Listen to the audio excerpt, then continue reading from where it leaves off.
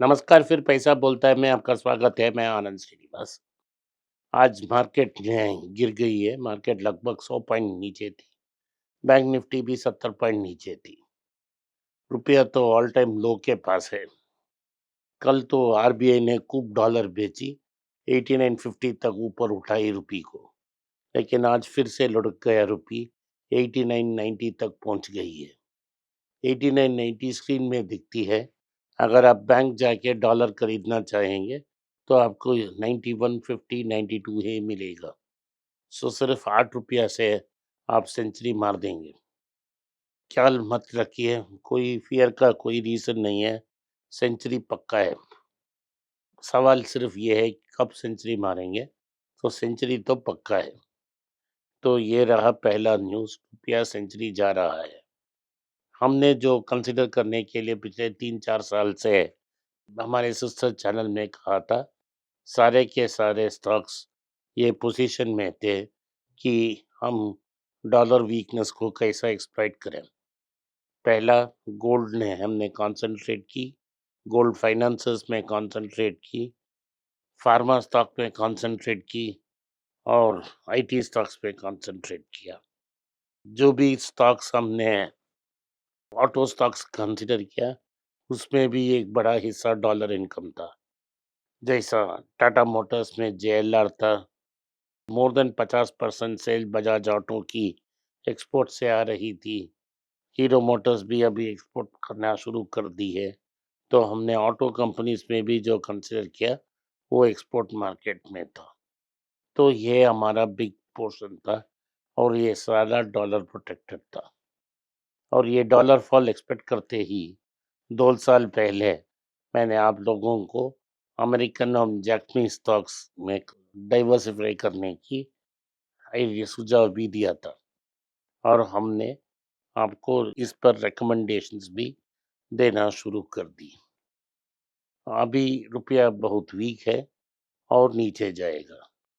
इसका ये मुख्य कारण ये है कि एफपीआईज बाहर जा रहे हैं और छोड़कर जा रहे हैं, भारत से पैसा निकाल रहे हैं। भारत की म्यूचुअल फंड्स को अपना स्टॉक बेच के पैसा बाहर निकाल रहे हैं। भारतीय कंपनी जैसे टाटास भारत के बाहर इन्वेस्टमेंट कर रहे हैं, उसके लिए भी पैसा निकाला जा रहा है।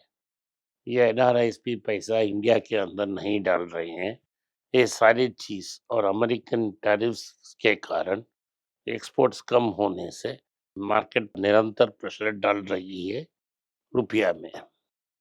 पिछले महीने भी आपने देखा होगा, करंट अकाउंट डेफिसिट रिकॉर्ड में थी, $12.39 बिलियन।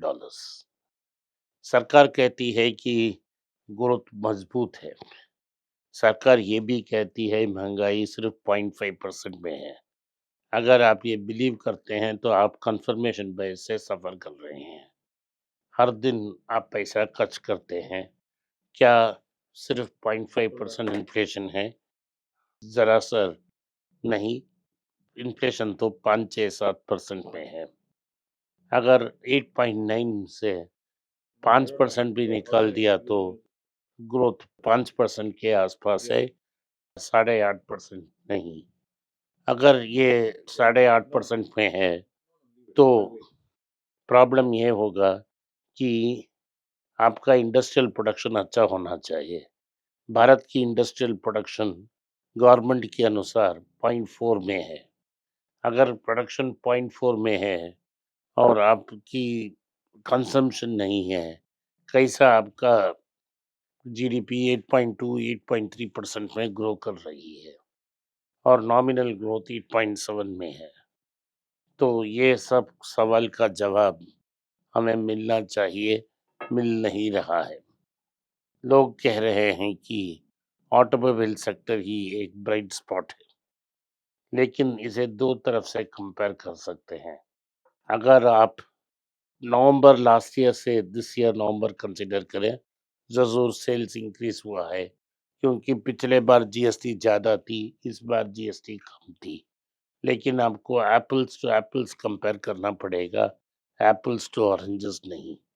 अक्टूबर से नवंबर देखते ही सारे कंपनियां कम डिस्पैच कर रहे हैं अपने डीलर्स को, क्योंकि उनके पास और स्टॉक्स हैं।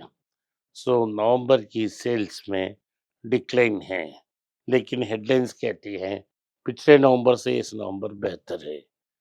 टाटास की जो चीफ हैं शैलेश चंद्र, उन्होंने कहा है कि इस बार टोटल इंडस्ट्री सिर्फ 5% ग्रो होगी। शायद वो सच बोलें। एमिशन नॉर्म्स में छोटे कार्स को ये छूट दिया गया है। टाटा से चाहते हैं कि कोई ऐसा बड़ा कंसेशन स्मॉल कार की नहीं देना चाहिए। स्मॉल कार का डेफिनेशन है जो 4 मीटर से लोअर है और वेट 909 केजीज है। तो मारुति चाहती है कि ये प्रोटेक्शन कंटिन्यू करें। टाटास बोल रहे हैं प्रिंसिपल ऑफ टैक्सेशन की नियत ये थी सारी कंपनियां एक तरफ टैक्स भरें। मारुति कह रही है अगर आप हमें सेफ्टी रिक्वायरमेंट्स इंक्रीज की तो हमें इस दो मॉडल्स वैगन आर और मारुति ऑल्टो और स्विफ्ट डिजायर को डिसकंटिन्यू करना पड़ेगा, क्योंकि बिना लोअर टैक्सेस गाड़ी को बेचना बहुत मुश्किल है। जैसे मैंने कहा ना कि रुपया तो बारे में पहले ही विश्लेषण दिया था, 89-80 तक पहुंच गई है। तो न्यूज़ ये है कि विप्रोस की कंज्यूमर डिवीजन ने 7,000 करोड़ का वाउचर रेडी रखा है डिप्लॉय करने के लिए। भारत में टोबैको स्टॉक्स में और टैक्स लगाया, शुल्क लगाया गया है। इससे क्या होगा कि चाइना से जो इंपोर्ट हो रहा है वो ज़्यादा होगा। तो इंटरनेशनल मार्केट में निकी 225 गिर गई है। मार्केट एक्सपेक्ट कर रही है कि अपना बैंक अपना रेट इंक्रीज करेंगे। तो प्रॉब्लम ये है कि अगर रेट्स इंक्रीज नहीं किए तो प्रोडक्शन कंट्रोल में नहीं आया, लेकिन अगर प्रोडक्शन को बहुत ज़्यादा कंट्रोल में ला दिया तो पिछले 30 साल जो हुआ वही होगा कि वापस डिप्रेशन में अमेरिका चला जाएगा। BYD की सेल्स 80% ऊपर उठी और वो इंडिया की टॉप 5 प्लेयर्स में एक हो गए हैं। फाइनेंस मिनिस्टर ने कहा है उन्होंने जो अदानी में डिसीजन ली वो एज पर प्रोसेस है, लेकिन लोग बता रहे हैं कि हमें बताया जाए कि किस प्रोसेस पे के अनुसार आपने इसको कंसिडर किया। एनवीडिया में सर्कुलर ट्रेड्स को कंटिन्यू करते हुए सिनॉप्सिस नाम की कंपनी में $2 बिलियन इन्वेस्ट की है। आज सोने के दाम में थोड़ा सा गिरावट है, 30 रुपया का गिरावट है। 11,040 पे ट्रेड हो रहा है सोना। सोना और सारी मार्केट डायरेक्शंस फेड की रेट कट या रेट हाइक के डिसीजन पे डिपेंडेंट है। आज के लिए इतना ही। आपने इस पॉडकास्ट को सुना, इसके लिए मैं आपका आभारी हूँ। हो सके तो वीडियो को लाइक कीजिए, चैनल को सब्सक्राइब कीजिए और बेल नोटिफिकेशन दबाएं। इस वीडियो को अपने दोस्त और रिश्तेदार के पास भेजें और उन्हें देखने की आग्रह करें। नमस्कार, धन्यवाद, जय हिंद। नीचे एक ईमेल स्क्रॉल हो रहा है, इसका ईमेल एड्रेस है paisa bolta hai.np@gmail.com। अगर आप मुझसे संपर्क करना चाहते हैं तो इस ईमेल में मेल भेजें, मेरी टीम आपसे बात करेगी। फिर से बता रहा हूँ मैं, paisa bolta hai.np@gmail.com। इसमें आप मेल भेज सकते हो, मेरा टीम आपसे संपर्क करेगा।